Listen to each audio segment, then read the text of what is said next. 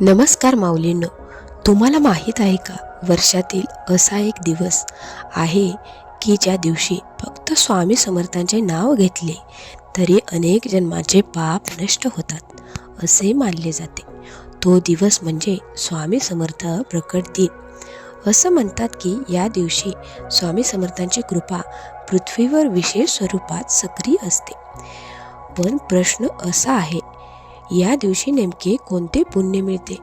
स्वामी समर्थांनी या दिवशी कोणत्या भक्तांवर कृपा केली आणि आपण काय केल्यास स्वामींचे आशीर्वाद मिळतील?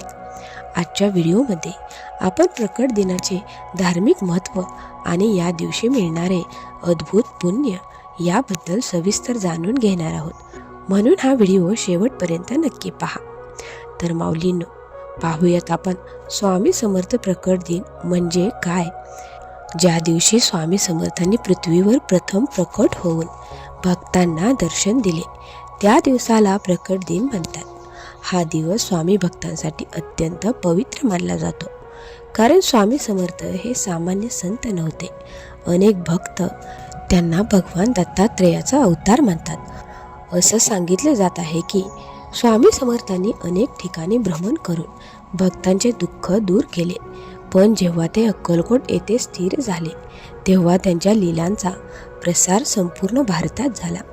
आजही लाखो भक्तांना स्वामी समर्थावर अढळ श्रद्धा आहे.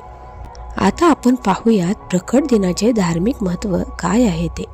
प्रकट दिनाच्या धार्मिक दृष्टिकोनातून खूप मोठा अर्थ आहे. हिंदू धर्मात असे मानले जाते की जेव्हा एखादा महान संत किंवा अवतार पृथ्वीवर प्रकट होतो तेव्हा तो दिवस अत्यंत पवित्र बनतो.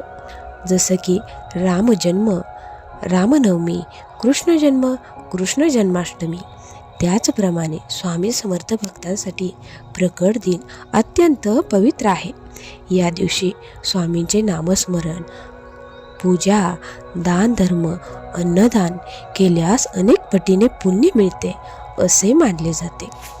या दिवशी मिळणारे पुण्य स्वामी समर्थ प्रकट दिनी केलेले काही कार्य विशेष पुण्य देणारे मानले जाते.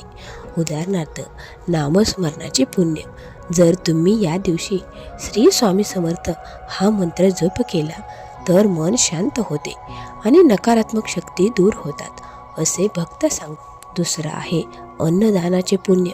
शास्त्रानुसार अन्नदान हे सर्वात मोठे दान आहे. प्रकट दिनी एखाद्या गरीबाला अन्न दिल्यास स्वामी समर्थांची विशेष कृपा मिळते असे मानले जाते. भक्तीचे पुण्य. जर भक्तिभावाने स्वामींची आरती, भजन, पारायण केले तर मनातील इच्छा पूर्ण होतात अशी श्रद्धा आहे. माऊलींनो, आता आपण पाहूयात स्वामी समर्थांच्या कृपेची कथा. स्वामी समर्थांच्या जीवनात अनेक चमत्कारिक घटना सांगितल्या जातात. एका भक्तीची कथा सांगितली जाते. एक गरीब माणूस अत्यंत संकटात होता. त्याच्याकडे खाण्यासाठी अन्नही नव्हते. तो स्वामी समर्थांचे नाम घेत होता.